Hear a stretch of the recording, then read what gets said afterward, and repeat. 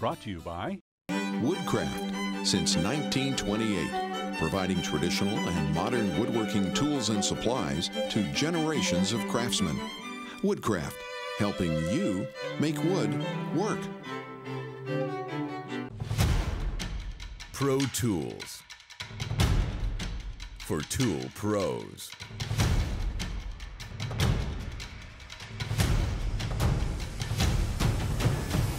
Rikon Tools. Woodcraft Magazine. Projects, plans, and web links designed to help you make wood work. P.S. Wood, home of Timberwolf Swedish silicon steel bandsaw blades and super sharp scroll saw blades.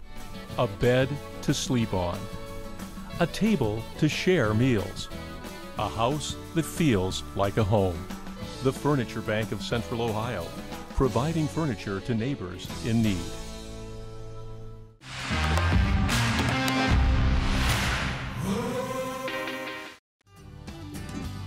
This mid-century modern nightstand out of mahogany and hard maple started with an amazing lady named Jaida Wagoner. Let's go learn her story. So Jaida, you made this piece, and I'm looking at the tambour doors. What have you done here? I took two boards, two very thin boards, and then I took a little piece of veneer, maple, and sandwiched that in between. And then just cut strips of it, and whenever you cut it, you get that little line in the middle of the tambour. That really is stunning. Mid-century, modern, and I just love everything about this aesthetically, but you have secret compartments here. Run us through the paces on that. Okay, the first one is kind of the key to the other compartments. So you have this false bottom, and it has a little Allen wrench in it. Okay. And under here, there's a little pinhole. Okay. There. There. Oh, that's cool. And that's a wooden spring that made that happen, and that's the wooden lock right there. And then there are other hidden compartments. Uh-huh. All right. If we flip it around. All right, let me help with that. I love the legs that you did with this to shape that. Let me lift that up. I don't want to scoot it. Okay. Okay. And then if you look really closely, there's another pinhole in the back. Okay. Slide that in. It releases this. Oh, that's really And then we cool. have 3 miniature drawers in the back. And then it should just click pop up back and in. in. Well, I love this look. And Finn Jewell, who designed this originally, you made this your own by changing the size. And did they have the inlays in the doors? No, not originally. Well, I really think you've taken this to a whole new level. And the finish on this walnut, what is this? It's armor seal. Oh, one of my favorite. And how many coats? I'm curious. I think about 6. All right. Well, you've mastered this form and this leg assembly right here, the way the posts come up. And then, would you hold that? I want them to see the very bottom. I'm doing this gently of how the legs are suspended or supported by that bottom rail. A lot of turning on this project. Well, I'm inspired. So off to the races I go. I'm going to make one of my own. Thank you, Jaida. Beautiful form. Thanks, Jaida. That's inspiring work. Keep it up. Now, I checked out Mid-Century Modern online, and they have some amazing furniture designs. And ours today, you'll see, is the single drawer with a shelf below, and that's what we're going to build out of maple, which was a wood of choice. A word about safety. Be sure to read, understand, and follow all the instructions that come with the tools and products you use in your workshop. Work safely. Safety glasses, these are full-time, and hearing protection's a must. Dust collection's on. Now on S3S, the first 2 surfaces are planed to be parallel to each other. Select flat boards for that first. And then I can take those thickness boards that are 7/8 of an inch in thickness to the jointer and joint an edge that's S3S, square to those 2 surfaces. And from there, it's back to the table saw.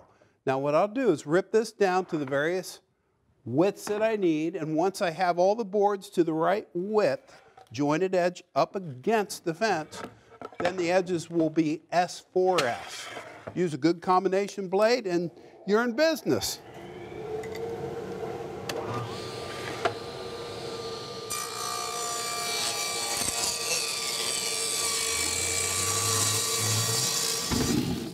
Now, layout is everything, so you need to have a good square. And what I'm doing, I've done a glue up here of this beautiful bird's eye maple, and that's cured out. And that's ready to do some bevel cuts, okay, where we tilt the blade. And before we do that, though, I have a couple cross cuts that I need to make. So I'll do that right now. And you want an accurate square cross cut, and this will get rid of defects. I have this locked down. I'll make those cuts. And I need 4 work pieces that are 2 inches square, 7 inches long. Once I get those done, then it's on to the bevel cuts.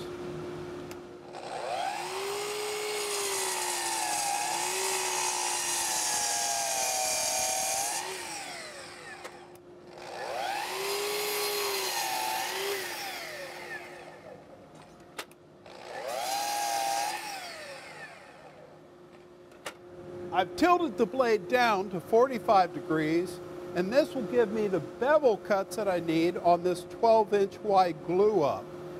Same on both sides, and that will give me the waterfall edge. Get this cut, and then it's over to the drill press to drill out the leg post.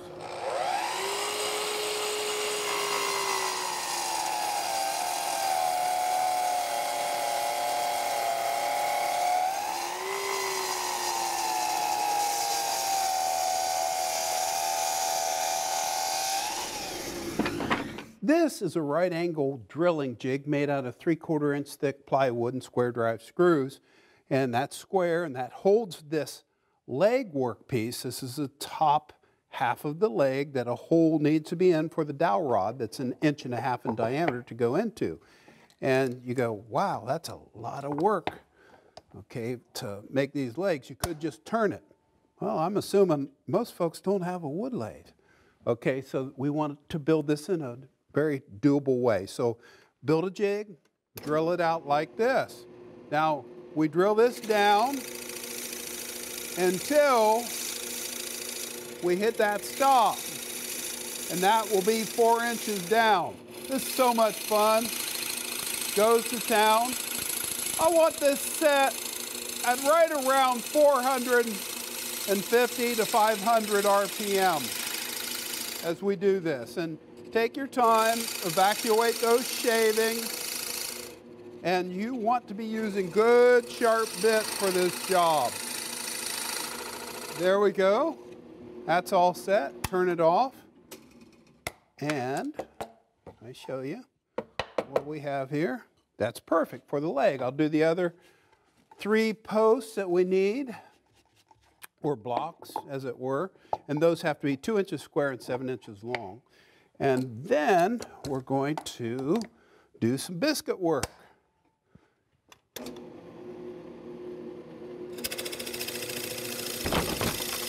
Now here's a fast way to make a leg. Take that square work piece that we put the hole in, and you put a 1.5 inch dowel rod that I bought at the big box store. That's 36 inches long, and that looks great. These are poplar. Poplar and maple seem to be a very good wood of choice for mid-century modern furniture. Now, more on that in a second, but look at this on the bevel cuts that we did. See that 45? Mates to that 45. And this 45, oops, got to do the grain match, goes right there to create a waterfall edge like that, right there, and waterfall edge like that. So the top of the nightstand is down. These are the sides. We need a back and we need a bottom. And so to work on that, the back is a piece of 3/4 inch thick plywood that I have marks on to make biscuit cuts.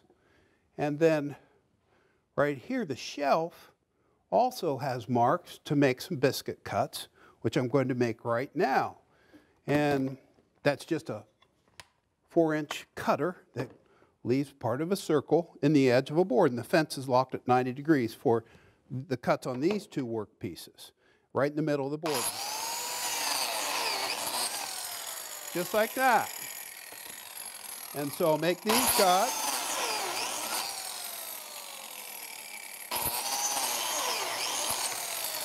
like that. And then on this face piece right here, I lock that in and I make the cut on these faces. And you'll see why this works in just a second. The key here is you want to make sure you keep this fence flat and flush to the face so that the slot is square to the surface. These are great tools.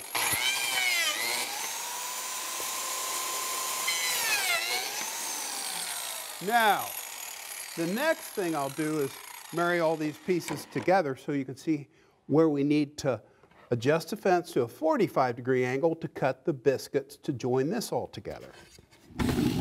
See these witness marks where I lined the fence of the biscuit joiner up to make these cuts? Well, I have the biscuit marks here as well on the piece of plywood. Remember, the plywood is the back because it's very stable. So that's how those join together, and it allows for 1/8 of an inch movement left and right, which is real handy. So this is the bottom, solid wood. This is the plywood, good grain match. And just to make this easy, I've done some pre-cutting so you can understand what's going on. So you cut here, cut here, cut here, cut here. Mating cuts here, here, here, and here, and in the 45. Now watch. Bring that up, and what does that do? That creates one beautiful solid joint. The wood grain is going to expand and contract this way. Grain's running this way, but it's going to expand. So all the grain is complementary except for the plywood back. And to allow it to breathe just a little bit and move, because if you don't design furniture to move with the wood grain, it will crack out on you, and I don't want this to crack because this is beautiful bird's eye. So look what I've done. See how that wraps that far corner, and see how I have biscuit cuts, or half of the biscuit cut there. I have mating marks here, and watch what I do. Bring this over, and these marks are what I line up that mark on the fence that is locked in at 45 degrees now, and that goes up and on, and I'll make the cut so you can see I'm holding it in place. And that makes the mating cut, and I just do that on the 45s for all top edges where the waterfall edge is.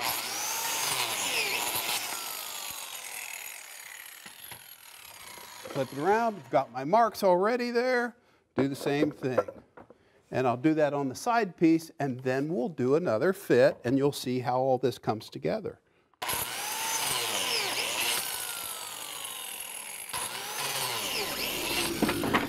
All the cuts with the biscuit joiner are made now. And this is the bottom shelf board, this is plywood backer. Now watch how we wrap this. This is one side where the biscuits, everything's been pre-glued. And I did that within 5 minutes, which on all these pieces takes some doing. Okay, so now what I need to do is tap this home with my mallet. And the biscuits do not actually add much strength at all, if any, but they sure line up all the edges. Now clamps are going to go up and on that, but watch what happens here. This goes up like so. Okay, just like that. Lines up, and that looks good. It's all lined up. That looks good. Okay, so everything's where it needs to be. Now I can use clamps to draw it tight together. All the biscuits are lined up. So now what I'm doing is drawing all this nice and tight. Need one more clamp on the front, 2 more clamps on the ends. I'll draw it tight. And as this cures out, it's time to get set up to cut all the dovetails for the drawer once we get a dimension off of this. This is looking good. These are called half-blind dovetails because you can only see them on one half of the joint. The other side, it's blind, okay? Now this is the back. This will become the front. We have a piece of beautiful ribbon mahogany for the front. And so if you look at that, this gets the dovetail. And then the front is going to get the pins that the dovetail slide into. So to do that, here's what you need to know. I have my beautiful mahogany board here, ribbon. And this is going to get the pins. Okay, so the pins are cut on this face. I want the best face down. That's important because you want the best showing face down. Now I'm easing that forward like so, not all the way out just yet. And then the dovetails, the maple piece, hard maple, best face is in, and that goes up against the stop on this side, and you push it up until it hits the bottom edge of the template, these fingers. And I need to make sure all the locks are locked, even on the far end, because you don't want that board moving when you make the cut. And this allows us to use this guide bushing, that's an oval, to hold it at this position for a perfect fit. Because it's oval, if I swing it that way, it loosens it. If I swing it that way, it tightens it. And so the guide bushing rides both sides of that finger. We'll do a climb cut from this end first. So let's make that cut. And everything's locked, everything's double checked. I do like that stabilizer. And it's all lined up, it's perfect. Let's do that cut.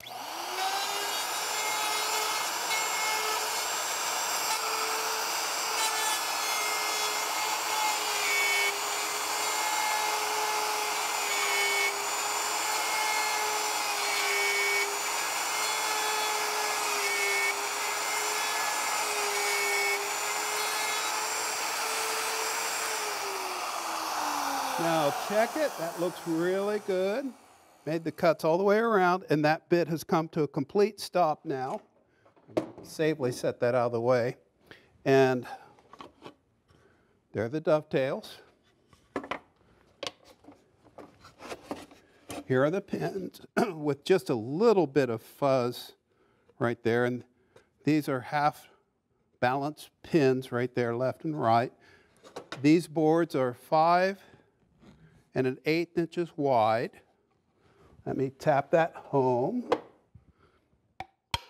The width does make a difference. And that is a perfect fit. And that's what you want. Just enough room for glue. And the other thing that we have to do on the very bottom edge of the drawer, let me set this down for a second, is we use the router table to cut a groove in the very bottom and in the middle of one of these dovetails.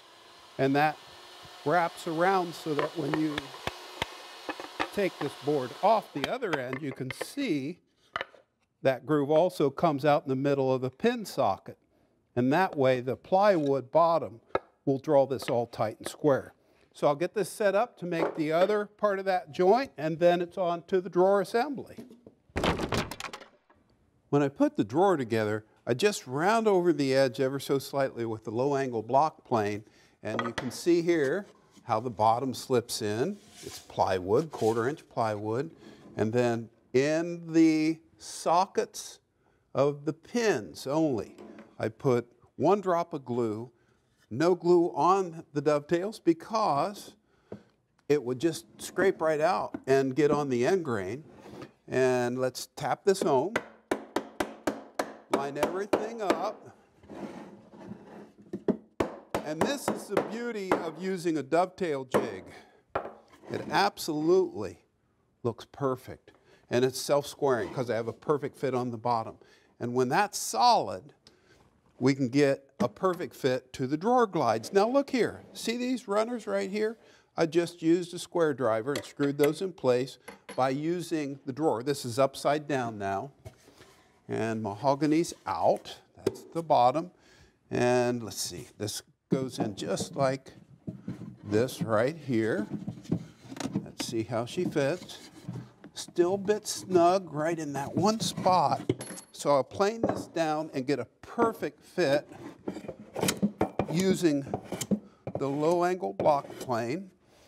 Wants to tear out because you have to work with the grain. There we go.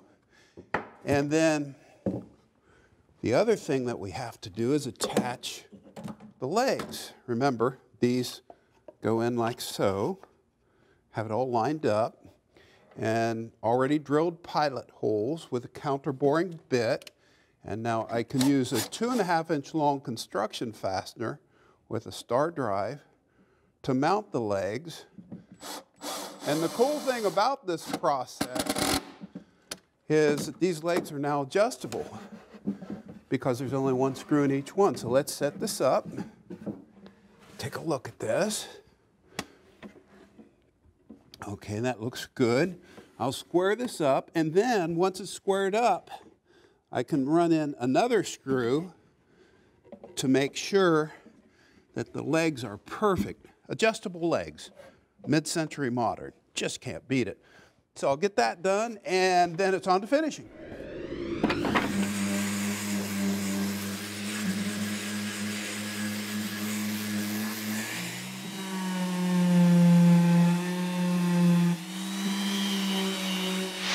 After about an hour of sanding, I've tacked it clean because surface prep is key here. And what I'm doing on the inside, I'm using these little hard maple plugs, it's like a cork in the bottle right there, to fill the counterbored holes. When you use that sharp shoulder on that countersinking, counterboring bit, you can drill it deep enough that these plugs then tap right in. And I could trim them flush, but actually I like that look, and the way that's wedged, it's there to stay. And then on the drawer front, look at that. Ribbon mahogany, that's just absolutely gorgeous. And this is absolutely a perfect fit now. That's exactly what I want. And a mistake people make is that they would drill the hardware holes before they finish it. And you're going to get drips and runs around those holes. So let's get into a finishing workshop. And the truth is, just for fun, what's the #1 mistake people make when they apply finishes? They don't do it in the right temperature. Should be between 70 and 80 degrees. What's the #2 mistake? They don't stir the finish properly. And this is a blended urethane oil product. And you never shake it. Okay, so that's stirred properly. And then what I can do with a clean bucket, I just decant that out, and I never pour all the finish in because there are going to be some solids in the bottom. Now, with a natural bristle brush, watch this mahogany just absolutely come alive. Here we go. And some folks say, you need gloves. I'm not getting it on my hands the way I'm working with this. So I'm being thoughtful and careful. I need gloves when I clean it up. And that right there, ladies and gentlemen, is why I work with wood. The first coat is dry now. I'll put 2 more on, and I'll buff it lightly between coats with, once it's dry, with the white nylon pad instead of sandpaper and steel wool. And that is a piece inspired by Jaida. Thank you. Now, go out and try something new. That's a beautiful piece. I love the grain on this and the dovetails. Just sets it apart. Works like a charm. Now, next week in the American Woodshop, on to kitchen cutlery. So join us then. See you next week. Woodcraft since 1928. Providing traditional and modern woodworking tools and supplies to generations of craftsmen. Woodcraft, helping you make wood work. Pro Tools. For tool pros.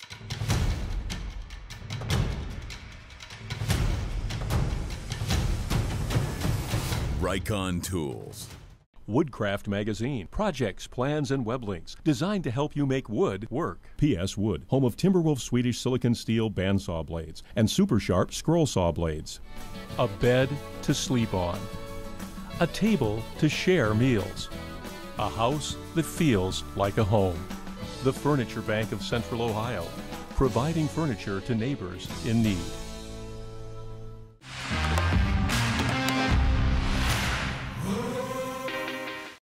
For more information on tips behind the American Woodshop and watch free episodes,